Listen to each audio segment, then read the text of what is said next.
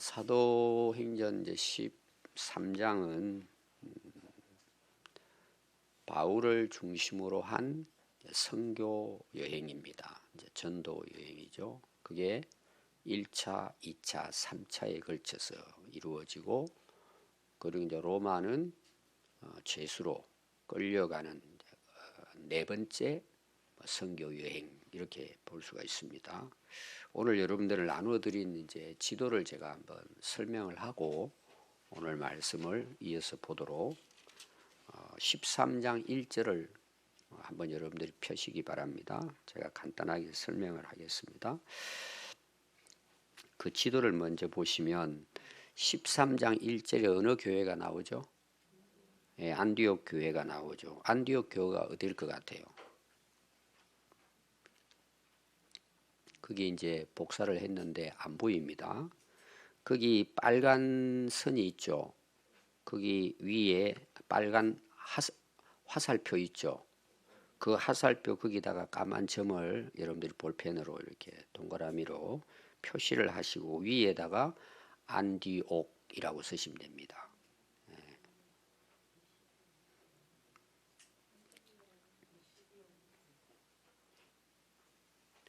화살표 그 지금 끝부분에 이쪽 끝부분에 그 갑바도기아 길리기아 아래 그 화살표 있죠. 빨간 화살표 바로 그 앞에다가 가만 검정 표시를 하십시오. 점을 찍으면 됩니다. 거기 위에다가 안디옥이라고 쓰십시오. 안디옥. 안 나와 있습니까? 나와 있습니까? 네?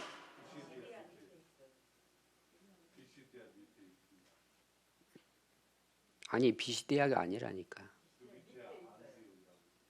아니 그쪽이 아니고, 그러니까 제가 이야기가 지금 13장 1절의 안디옥을 이야기하는 거예요. 그게 이제 복사가 안 됐으니까. 안디옥이 두 곳입니다. 길리기아 안디옥하고 비시디아 안디옥인데 시작이 길리기아 안디옥인데 거기 표시가 안 돼 있으니까 그 화살표 끝부분에다가 까만 표시를 했죠. 거기 위에다 안디옥. 여기서부터 출발이에요.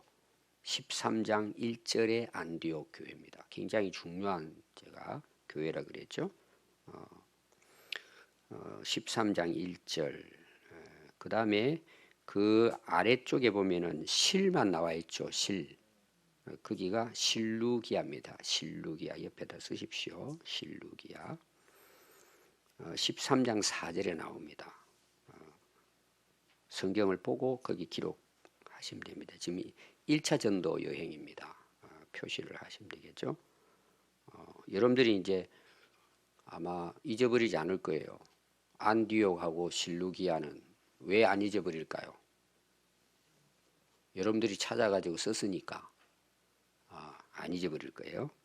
자, 그 다음에 실루기아에서 빨간 이제 주 선을 따라가면 첫 번째 나오는 게 어디죠? 예, 5절에 나옵니다. 13장 5절에 살라미. 지난주 제가 말씀드렸죠. 살라미는 그 기록되어 있으니까 살라미가 있는 그 도시가 그 섬 이름이 구브로의 구브로. 구브로입니다. 아시겠죠? 그래서 13장 5절에 살라미. 그건 이제 여러분들이 지난주 제가 설명을 해드렸습니다. 그 다음에 이제 살라미에서 빨간 줄을 따라가니까 거기 바보가 나오죠. 바보. 바보 그러면 바보라고 생각하니까 바보라고 있는 거예요. 바보.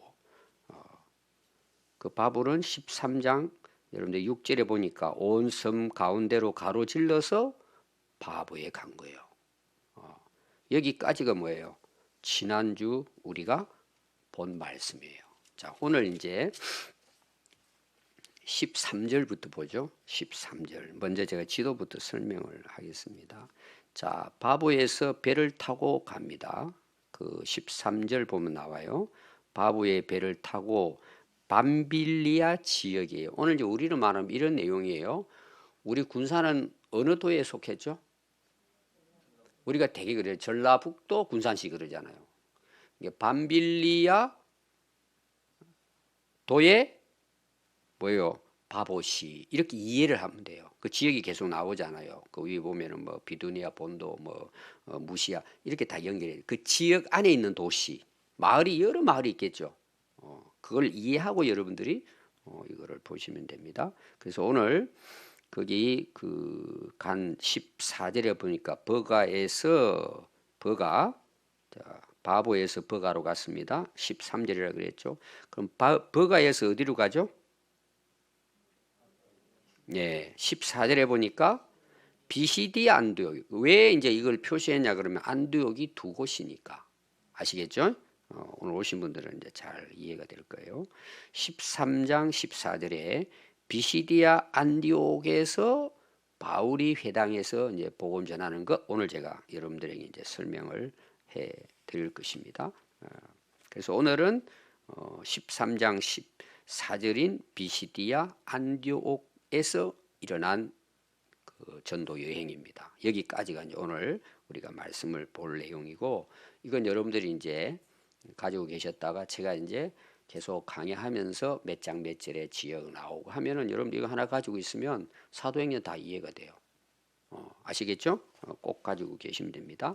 자, 오늘 내용을 제가 이제 설명을 한번 하도록 그렇게 하겠습니다. 자, 오늘 여러분이 13장 13절에 누가 나오죠? 바울이 나오죠. 자, 여러분들이 이제 잘 이해를 못할 거예요. 왜 바울이 나올까요? 이게 이제 하나의 그 사도행전에 있어서 변합니다. 제가 13장 그 6절에 그 9절에 바울이라는 이름이 나왔다 그랬죠. 이게 의미가 있는 거예요. 원래 지도자는 바나바입니다. 근데 바나바가 바울을 데려와 가지고 오늘 우리를 보면 세워준 거예요. 왜? 자기보다 훨씬 더 쉽게 말하면 뭐 예수님 부활하신 예수님도 만났고 보니까 또 옛날 율법 박사잖아요. 굉장한 인물이에요. 이게 바나바가 사실은 바나바가 지도자입니다. 예루살렘에서 파송되고 하는데 바울을 데려와 가지고는 동력을 하는데 지금 13장에부터는 바울의 전도 여행이에요. 지금 물론 바나바하고 같이 이제 출발을 하지만 바울이 처음 등장합니다. 이때부터 이제 마지막 28장까지 바울의 선교 사역이에요. 주된. 근데 오늘 13절을 보니까 누구의 이름은 안 보이고 누구의 이름만 보이죠? 예, 바나바가 원래 지도자인데 이때부터 바울이 앞에 세워진 거예요. 변합니다. 이게. 그럼 이걸 기록한 사람이 누굴까요? 누가입니다. 이 성경을 기록할 때는 다 의미가 있는 거예요. 그냥 뭐 쓰다 보니까 이름이 앞에 있는 게 아니란 말이에요. 그 당시 이제 이 내용을 보면 이게 바울의 전도 여행이 구체적으로 시작되는 것을 우리에게 이제 이야기해주고 있습니다. 자, 그런데 문제가 하나 생겨요. 그 이제 버가에 도착을 했습니다. 배를 타고 지금 우리가 바보까지는 누가 동행했느냐? 마가가 동행합니다. 마가. 요한 마가라고 하는 마가예요. 그 마가는 바나바의 조카라 그랬죠. 누이의 이제 그 조카입니다. 근데 그 밤빌리아를 건너가서 버가에 이르는데 마가라고 하는 요한은 그들에게서 떠나 예루살렘으로 돌아가 버려요. 이제 간단하게 이제 한 줄로 기록했는데 왜 돌아갔을까? 이걸 이제 추측을 한 이제 내용을 보면 네 가지가 나오더라고요. 첫 번째가 뭐냐 하면 아니 우리 삼촌이 지도자인데 왜 바울이냐? 기분 나쁘다. 뭐 그래서 돌아가지 않았겠냐? 추측이에요. 또 딱 배를 타고 가니까 뭐예요? 사실은 여러분 배 타는 게 그 당시 보면은 어떻게 보면 죽고 사는 문제예요. 지금처럼 우리가 뭐 큰 배를 타고 다니는 게 아니잖아요. 쪽배잖아요. 뭐 그때 가다가 그냥 풍랑이 일어나면 그냥 다 죽는 거예요. 모르겠어요. 또 멀미가 나서 그런지. 야, 이건 죽을 고생하는 거다 이거. 그래서 너무 고생을 많이 했기 때문에 그걸 앞으로 견디기 어려운 준비가 안 된 거예요. 어떻게 보면. 세 번째는 뭐냐? 집 떠나서 고생하다 보니까 뭔 생각이 나와요? 고향 생각이 나는 거예요. 아직 이때 어려요. 요한은 조카니까. 부모 생각이 난 거야. 그 군대 가가지고 우리 젊은이들이 고생하면은 눈물 흘리고 부모 생각하잖아요. 그때 철이 든다 그래 군대 가면은 고생하다 보니까 그래서 돌아갔다 이렇게 이제 보고도 있습니다. 또 하나는 그 지역을 가니까 풍토병이 심했다. 오늘 우리로 말하면 코로나가 막 확진자가 너무 많이 생긴 거예요. 야 이러다 나 죽겠다. 어린 마음에 돌아갔다 이렇게 이제 되게 추측을 하고 있습니다. 중요한 게 뭐죠? 그걸 못 이기고 중도 하차한 거예요. 여러분 우리가 예수님을 따라가는 데는요 사실은 우리가 각오해야 됩니다. 근데 안 하잖아요. 그걸 안 갈라 그러잖아요. 어제 제가 예수님을 따르는 그 설교했잖아요. 고생길이잖아요. 그게 좁은 길인데 누가 가요? 그러니까 처음에는 우리가 은혜 받을 때는 막 다 하겠다고 이렇게 왜 막 그 감동이 되니까 그러다가 이게 오래 못 가는 거예요. 중도 하차해 버려요. 여러분 여기 계신 분들도 중도 하차 하신 분들이 있을 거예요. 뭐 교회는 나오는데 진짜 내가 주님을 위해서 안 산단 말이에요. 그리고 여러분들이 생각하는 게 있어요. 그거는 목회자들이나 선교사님들이 하는 거고 이렇게 자꾸 생각하는 거예요. 여러분 그게 성경적이지 않습니다. 모두 똑같아요. 여러분 루터가 종교개혁하면서 첫 번째가 이제 교회를 개혁한 건데 그 중에 정말 중요한 게 하나 있어요. 루터를 이어서 그 켈빈에 이어서 나오는 내용이 뭐냐면 우리 성도들이 가지고 있는 직업은 하나님의 소명이다. 이 나와요. 소명론입니다. 이게. 그러니까 성직자들만 하나님을 위해 사는 게 아니고 동일하다는 내용이에요. 그래서 그 자본주의 어떤 그 원리를 공부하는 분들은 기초가 거기서부터 나왔다고 보는 거예요. 열심히 여러분들이 이제 현장에서 뭐예요? 선교사의 마음을 가지고 열심히 사업하는 사람을 해서 성공을 해가지고 주의 나라 위에 살아가야 된다.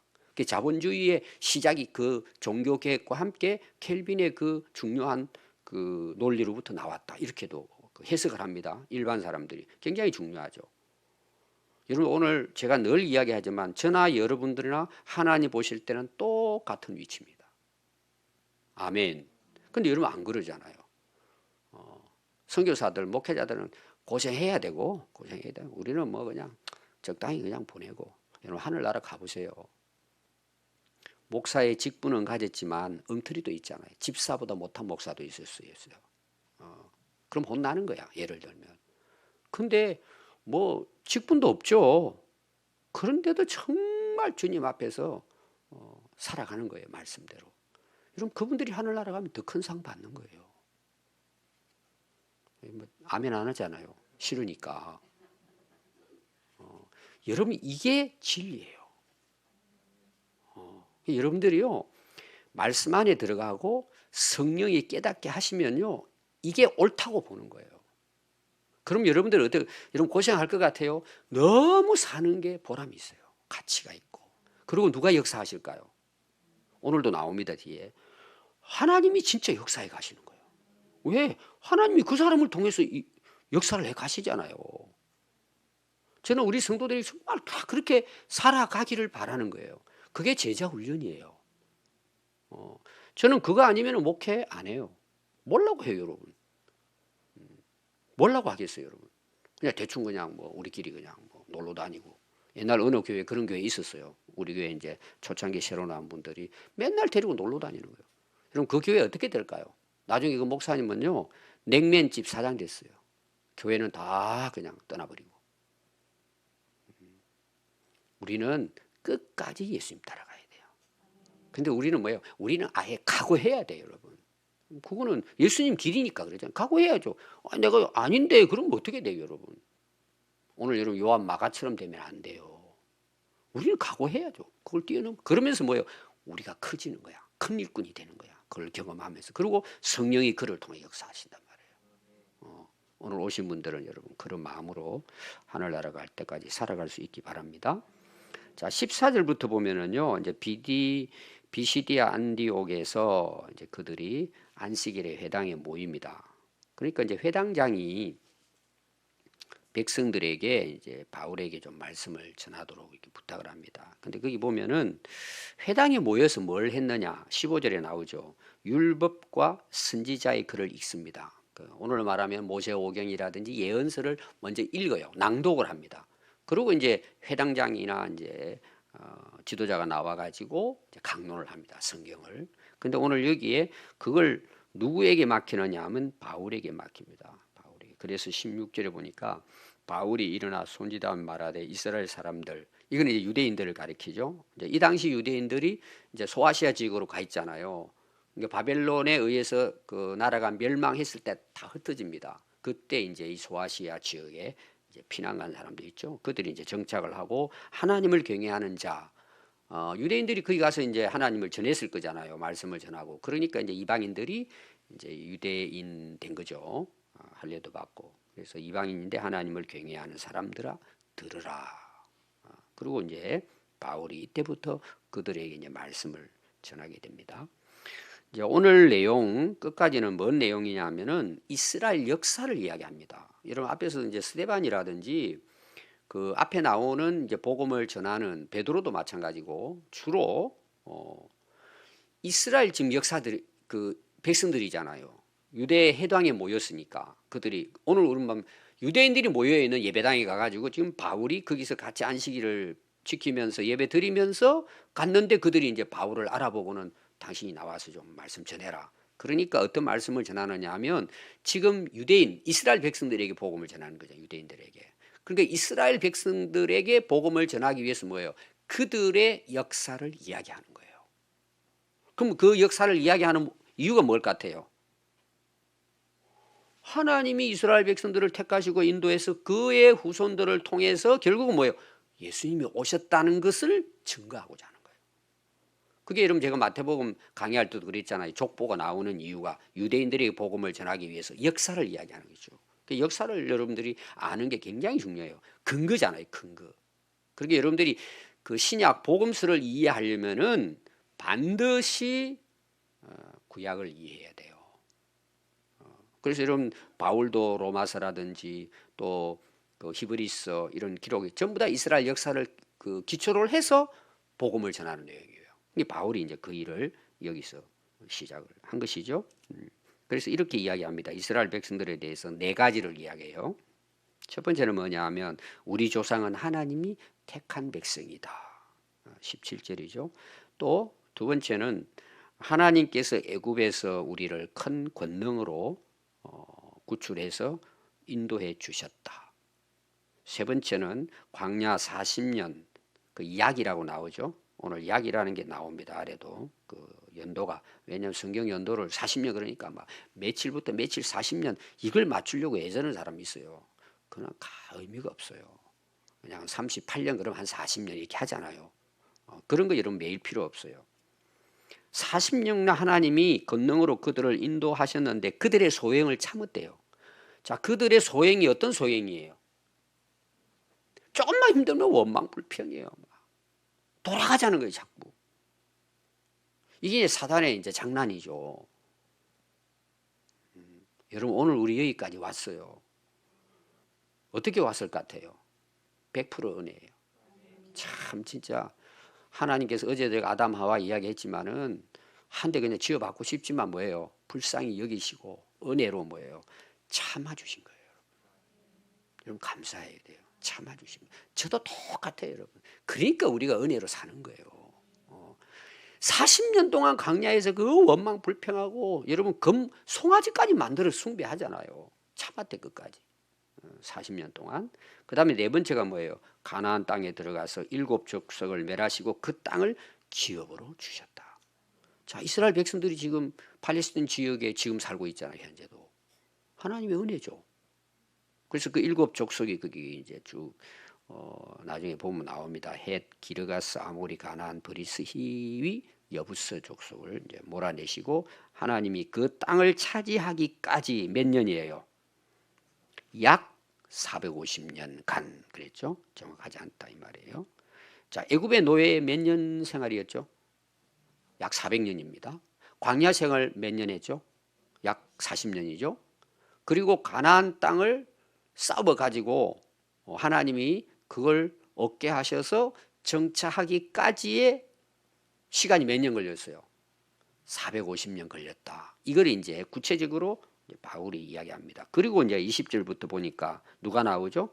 선지자 사무엘이 나옵니다. 사무엘이 그때 당시 하나님이 이제 선지자들 사사들을 통해 가지고 이제 이끌어 가셨죠.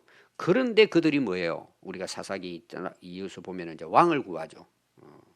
그래서 하나님께서 베냐민 지파 사람 기스의 아들 사울을 40년간 줍니다. 근데 하나님 버리시죠. 왜 사울을 버리세요? 처음에는 겸손하고 잘 나갔습니다. 왕이 되니까 뭐예요? 간이 커진 거예요. 하나님 무시해버리고 말씀 무시해버리고 자기가 하나님처럼 행세하니까 뭐예요? 결국은 그 삶이 비참해지잖아요. 버림받았습니다. 그리고 다윗을 하나님이 세우십니다. 자, 역사를 이야기하면 지금 어디까지 다윗을 이야기하는 거예요. 왜 그럴까요? 하나님이 약속하신 그걸 이야기하려고 하는 거예요. 자, 근데 다윗을 왕으로 세우시고 이새의 아들 다윗을 하나님 딱 만났어요. 제가 아마 다음 주나 그 다음 주 또 다윗에 대한 설교를 준비하고 있는데, 자, 하나님이 다윗을 딱 만났는데 하나님 뭐라고 말씀하셨다고요? 야, 내 다윗 같은 인물을 처음 본다는 거죠. 내 마음에 딱 맞는 거예요. 하나님 앞에. 그래서 뭘 하신다고요? 내 뜻을 다 이루겠다. 다윗을 통해서. 이러면 다윗은 이런 인물이에요. 그럼 다윗은 완전한 사람일까요? 다윗도 실수를 해요. 큰 실수를 합니다. 근데 다윗의 마음은 뭐예요? 정말 하나님을 사랑했어요. 그게 여러분들이 이제 그 다윗의 왕 시대를 쭉 보십시오. 얼마나 다윗이 하나님을 사랑했는지. 그리고 시편 한번 읽어보세요. 그게 다 나옵니다. 여러분, 우리가 진짜 하나님을 사랑하면요, 하나님 마음에 맞추려고 살아요. 여러분, 사랑하는 사람 만나면 맞추려고 하잖아요. 이렇게 막 그분을 위해서 이렇게 하잖아요. 하나님이 여러분 진짜 일하는 일꾼은요, 하나님의 마음에 맞는 사람이에요. 그럼 하나님 마음에 맞는 사람은 뭘까? 항상 하나님을 생각하는 거예요. 뭔 일을 해도 야, 하나님 이거 좋아하실까?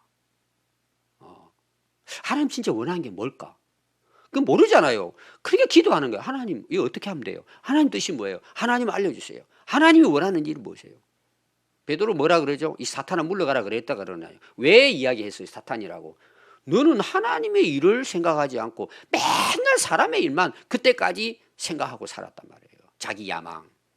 여러분, 이거 내려놓지 않는 한에는요, 하나님은 그 사람 쓰지 않습니다.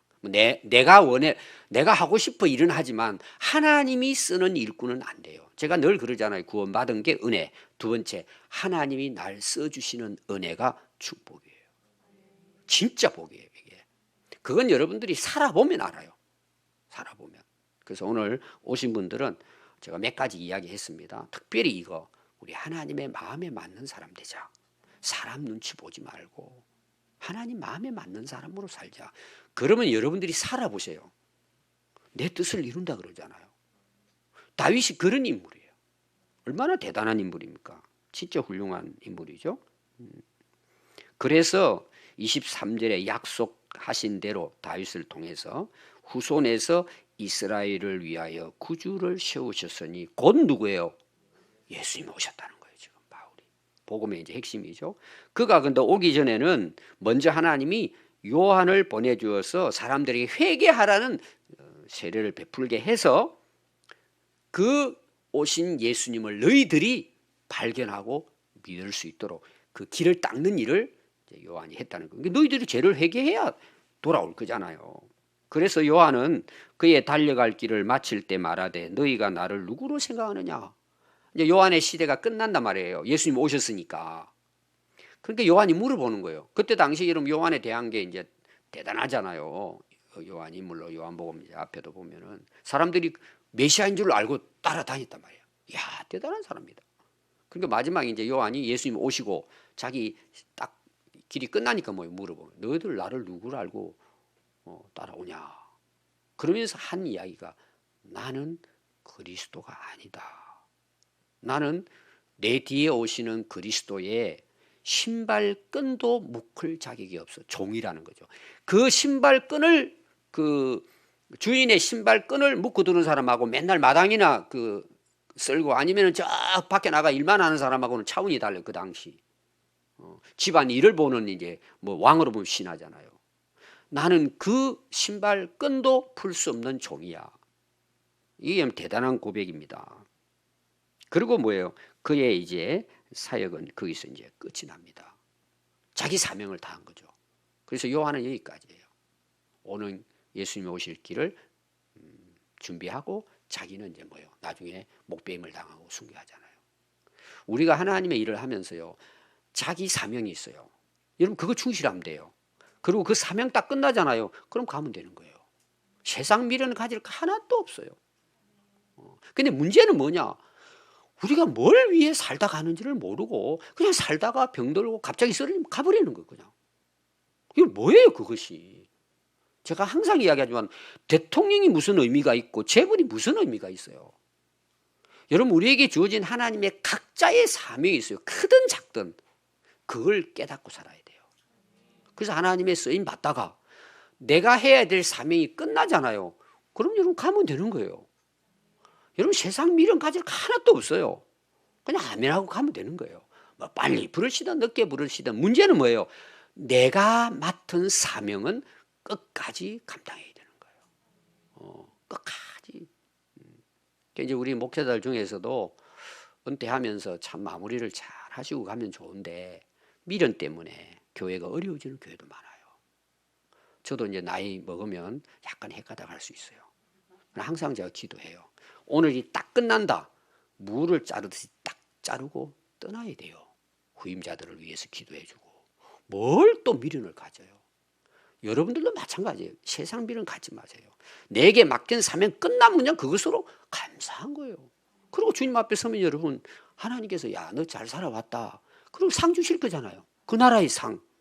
오늘 오신 분들 이 말씀 꼭 여러분 몇 가지 오늘 중요한 이야기 제가 드렸습니다. 우리 그렇게 살다가 주님 앞에 섰을 때 주님으로부터 야, 너 진짜 잘 살았네.